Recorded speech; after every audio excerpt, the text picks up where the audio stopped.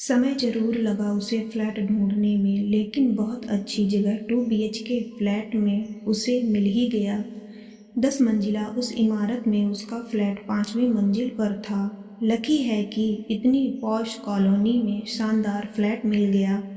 कंचन ने अपराजिता से कहा, जो इस समय यह सोच रही थी कि घर को कैसे सजाया जाए। थैंक यू यार, यह सब तेरी वजह से हुआ, वरना लंदन में बैठे हुए कहाँ संभव था बेंगलुरु में फ्लैट ढूंढ पाना।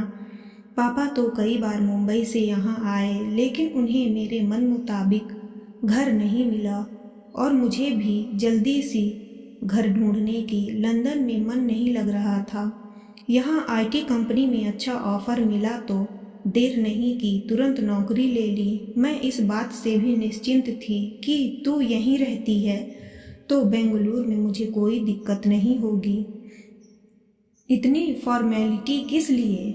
माना कि तेरी बहन की ननद हूँ, लेकिन हमारे बीच तो शुरू से ही दोस्ती का रिश्ता रहा है। कंचन ने सामान रखने में उसकी मदद करते हुए कहा। प्रॉपर्टी डीलर ने कहा है कि वह कोशिश करेगा कि तू यह फ्लैट खरीद पाए, तब तक आराम से किराया पर रह।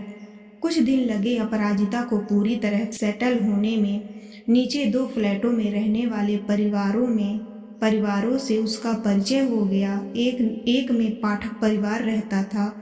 पति बैंक में काम करता था और पत्नी घर में बच्चों को संगीत सिखाती थी। 2 बच्चे थे और उनके दादा दादी भी। अपराजिता को कभी डोसा इडली खाने को मिल जाती थी। लिफ्ट से आते जाते वहां रहने वाले और लोगों से भी मुलाकात और मुस्कान का आदान प्रदान हो जाता था।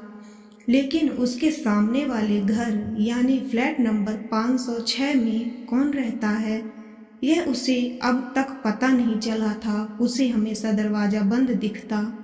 ऑटोमेटिक लॉक सिस्टम की वजह से ताला दरवाजे पर बाहर लटकाने का चलन तो कब का खत्म हो गया था, इसलिए पता ही नहीं चलता था कि कोई घर में है कि नहीं। अपराजिता सोचती कम से कम सामने वाले फ्लैट में रहने वाले परिवार से 2 जान पहचान होना जरूरी है। वह अकेली रहती है, सहायता की जरूरत पड़ेगी तो उन्हें सबसे पहले बुला सकती है।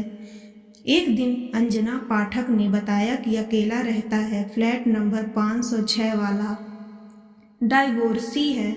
मैंने भी उसे कभी नहीं देखा, न जाने कब आता है कब जाता है, क्या करता है यह भी नहीं पता। कई बार सोचती हूँ कोई इनविजिबल मैन तो इससे नहीं रहता, मिस्टर इंडिया की तरह। और वह खिलखिलाकर हंस पड़ी थी। अपराजिता इतने दिनों में यह तो जान गई थी कि अंजना एकदम मस्त रहने वाली महिला है, जिसकी बात बात पर हंसने की आदत है। इतनी खुश मिजाज महिला से बात करके उसे भी बहुत मजा आता था। थी भी उसकी हम उम्र। क्या बात कर रही हो अंजना, तुम भी कमाल हो। लेकिन तुम्हारी बात सुन, अब तो उसे देखने की चाहत मेरे मन में भी उठ रही है। ऐसे लोगों से जितना बच कर रहो उतना ही अच्छा है। अंजना ने अपराजिता को आंख मारते हुए कहा। अकेला, उस पर से डाइवोर्सी, तुम तो दूर ही रहना। अंजना की बात सुन अपराजिता को हंसी आ गई। उसके पास कौन सा समय है कि उस व्यक्ति के आने जाने का टाइम टेबल बना कर रखे। नई नौकरी में 1000 तरह की चुनौतियां होती हैं अपने को साबित करने की। हालांकि जब भी वह घर से निकलती फ्लैट नंबर 506 के बंद दरवाजे पर उसकी नज़र पड़ ही जाती। जब वापस लौटती तो भी उस फ्लैट की ओर देखती जरूर। कहते हैं ना कि उत्सुकता इंसान को अबूझ पहेली को सुलझाने को उकसाती है। आखिर ऐसा भी क्या है जो उस आदमी ने कभी जानने की कोशिश नहीं की। उसके सामने वाले फ्लैट में कौन रहने आया है, कम से कम उससे आकर मिल लेता। आखिर पड़ोसी धर्म भी तो कोई चीज होती है। लगता है एकदम खड़ूस है कोई, तभी शायद बीबी ने तलाक ले लिया होगा। अपराजिता को खुद पर हैरानी हो रही थी कि ऐसे ख्याल उसके मन में क्यों आ रहे हैं। उसे क्या मतलब। उस दिन तो वह अपने मन को समझा लेती, लेकिन फ्लैट नंबर 506 उसके लिए एक रहस्य बनता जा रहा था।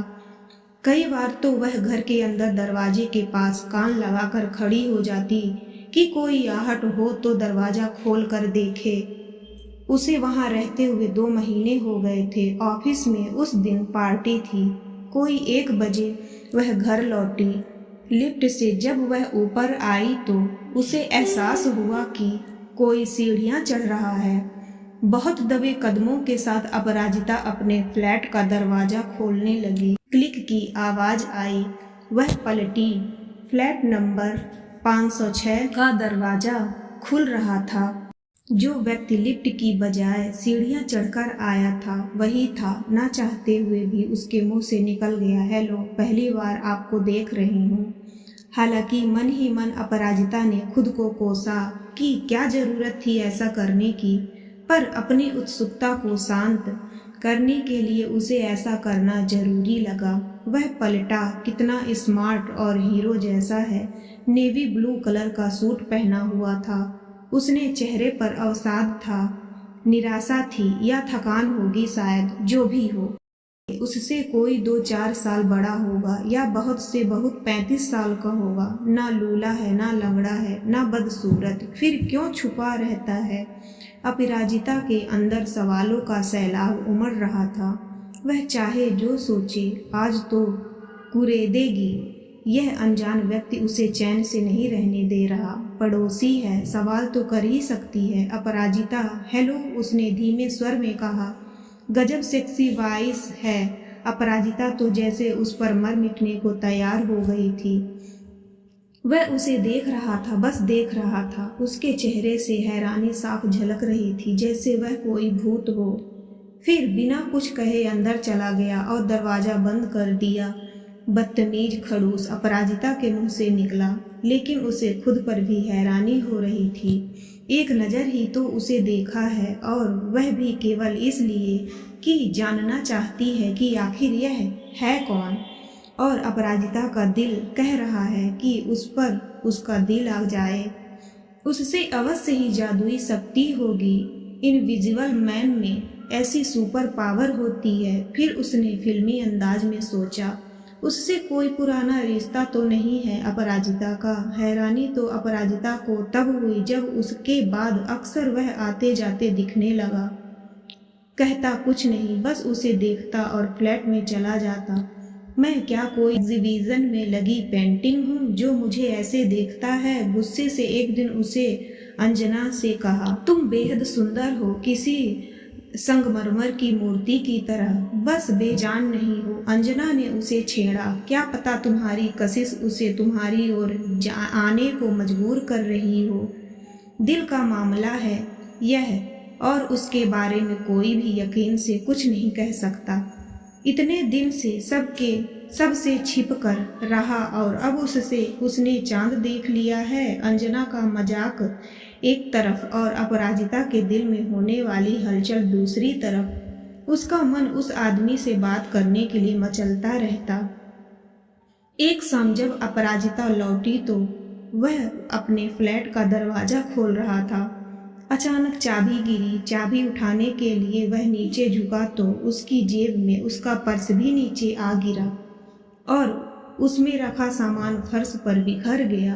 एक फोटो अपराजिता के पास आ गई। वह हैरान रह गई। अपराजिता को लगा जैसे वह आईना देख रही है।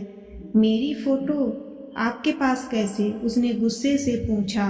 ध्यान से देखिए, यह आप नहीं है, यह मेरी पत्नी की फोटो है जो मुझे छोड़कर चली गई किसी दूसरे के लिए। उसकी फोटो हमेशा संभाल कर रखता हूँ ताकि उसका धोखा मुझे याद रहे और मैं फिर किसी से प्यार ना करूँ। यह कहकर उसने झटपट फोटो उठाई और फ्लैट में घुसकर दरवाजा बंद कर लिया।